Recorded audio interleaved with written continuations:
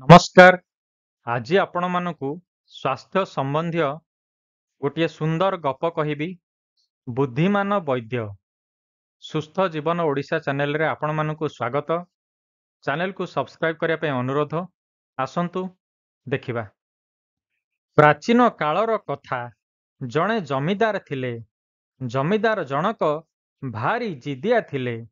जौवन अवस्थारे ही काश और कफ जोगु से बहुत कष्ट पाउथिले। घरोई चिकित्सा द्वारा काश भल हैला नहीं। होइथांता बा किभଳି। काशरे दही खाइबा उचित नुहे। किंतु जमीदार जनक दही बिना भोजन करू नथिले। तांकु दही खाइबा भारी भल लागुथिला। एहा फलरे काश बढ़ी बढ़ी जाउथिला। जमीदार जनक बहुत धनी थिले। तेणु सहरर भल भल डाक्तर वैद्य और हकीम समस्तंकु देखाइले। किंतु तांकर काश भल हैला नहीं। भल नहेबार मूल कारण थिला दही। जमीदार को बहुत लोक बुझाइले। किंतु से सेई कथा बुझी पारु नथिले। शेषरे जमीदार जणे वैद्यंक पाखकु गले। वैद्य जनक भारी बुद्धिमान थिले। से जमीदारंकर चिकित्सा करिबा पई राजी हेले। जमीदार कहिले, वैद्य महाशय, मोर गोटिए कथा शुणी नियो। मु दही खाइबा छाड़िबी नहीं। वैद्य कहिले, आपणकु दही खाइबाकू किए मना करुछि? आपण गोटिए बेला दही खाउतिले, दुई बेला खाइबा आरंभ करंतु। आउ जदि दुई थर खाउथांती तेबे चारि थर खाआंतु। जमीदार जनक भारी खुशी होई गले जे वैद्य बहुत भल। वैद्य कहिले जे दही खाइबा द्वारा तीनोटी लाभ होइथाए। जमीदार पचारिले, से सबु कौन? वैद्य कहिले, दही खाइबा द्वारा प्रथमतः आपणक घरे चोरी हब नहीं। द्वितीय कुकुर केबे कामुड़िब नहीं।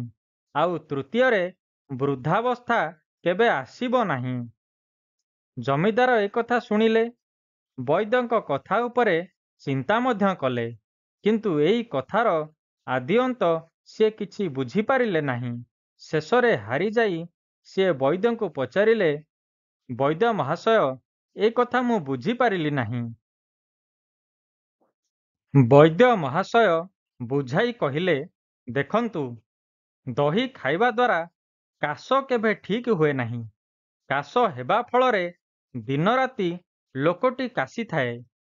आउ जदि एमिति काशिब तेबे चोर कौन चोरी करि पारिब? जमीदार कहिले, से कथा तो ठीक। वर्तमान द्वितीय कथा को बुझांतु। द्वितीय कथा भी बहुत सरल। वैद्य कहिले, आपण निजकु ही देखंतु। काशी काशी आपणक शरीर दुर्बल हो जाइछि। आउ सेथिपाई आपणक हातरे सबुबेले ठेंगाटिए रहुछि। जेउठिकु जाउछंती बिना ठेंगारे जाउ नाहंती। तेणु कुकुर ठेंगाकू देखि आपणक पाख मध्य माडिब नाही। आउ कामुड़िब कौन? एई कथा शुणी जमीदार चुप होइगले। जमीदार चिंतित होइगले। तथापि पचारिले, तृतीय कथा कौन कुहंतु? वैद्य कहिले, तृतीय कथा हेउछि एई भଳି। आपण कुहंतु, दुर्बल व्यक्ति केते दिन बंचिब? काश रोगरे दही खाउतिबा रोगी तो जौवन अवस्था को मध्य पूरा करि परिब नाही।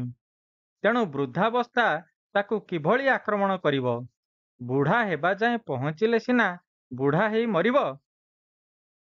वैद्य जनक एई सबु कहि सारी चुप होई गले। सेही दिन परे जमीदार आउ दही खाइले नाही। दहीरे तांकू तांकर मृत्यु देखा जाउथिला। मृत्यु भୟରେ जमीदार दही छाड़ीदेले। किछि दिन मध्यरे तांकर काश रोग मध्य भल होइगला। बंधुगण, एई कहानीरू आमे एया शिखिबाकू पाउछे जे दही हेउछि अमृत तुल्य। पंचामृतरे दही को हिसाब करा जाए। किंतु ସ୍ଥାନ, କାଳ ଓ ପାତ୍ର ହିସାବରେ କୌଣସି ଖାଦ୍ୟ ଆମ ଶରୀର ପାଇଁ କେତେ ଅମୃତ କେତେ ବିଷ ତାହା ନିର୍ଦ୍ଧାରିତ ହୋଇଥାଏ। କେଉଁ ବୟସରେ, କେଉଁ ସମୟରେ, ଦିନର କେଉଁ ସମୟରେ, ବର୍ଷର କେଉଁ ସମୟରେ ଦହି ଖାଇବା ଉଚିତ ବା ଅନୁଚିତ, କେଉଁ ରୋଗରେ ଦହି ଖାଇବା ଉଚିତ ବା ଅନୁଚିତ ତାହା ନିର୍ଣ୍ଣୟ କରିବାରୁ ବୈଦ୍ୟ ଜଣକ ନିଶ୍ଚିନ୍ତ ଭାବରେ ଜମିଦାରଙ୍କୁ ଠିକ୍ କରିପାରିଲେ। କୌଣସି ଖାଦ୍ୟ ଆମ ପାଇଁ କେତେ ଉପାଦେୟ ତାହା ସ୍ଥାନ, କାଳ ଓ ପାତ୍ର ଉପରେ ନିର୍ଭର କରେ। ବ୍ୟକ୍ତି ବିଶେଷ ବାତ, କଫ କିମ୍ବା ପିତ୍ତ ପ୍ରଧାନ ତାହା ନିର୍ଦ୍ଧାରିତ କରିଥାଏ ସେ କେଉଁଭଳି ଖାଦ୍ୟ ଖାଇବା ଉଚିତ। ଦ୍ୱିତୀୟତଃ ଆମେ ଏଇଆ ଶିଖିବାକୁ ପାଇଲେ ଯେ ଅନେକ ଚିକିତ୍ସକ, ବୈଦ୍ୟ ବା ଡାକ୍ତର ଅଛନ୍ତି, କିନ୍ତୁ ସେମାନଙ୍କ ଭିତରୁ କେତେଜଣ ଭଲ ବୈଦ୍ୟ ରୋଗୀ ସହିତ ରୋଗକୁ ଚିହ୍ନି ପାରନ୍ତି, ସେହି ଅନୁସାରେ ଆଚରଣ ଓ ଦୃଷ୍ଟିଭଙ୍ଗୀ ରଖିଥାନ୍ତି, ଯାଦ୍ୱାରା ସେମାନେ ରୋଗକୁ ଠିକ୍ କରିବା ସହିତ ରୋଗୀ ଓ ରୋଗୀର ମାନସିକତାକୁ ମଧ୍ୟ ଠିକ୍ କରିପାରିଥାନ୍ତି। ଆଶା କରୁଛି ଆପଣମାନଙ୍କୁ କାହାଣୀଟି ନିଶ୍ଚିନ୍ତ ଭାବରେ ଭଲ ଲାଗିଥିବ।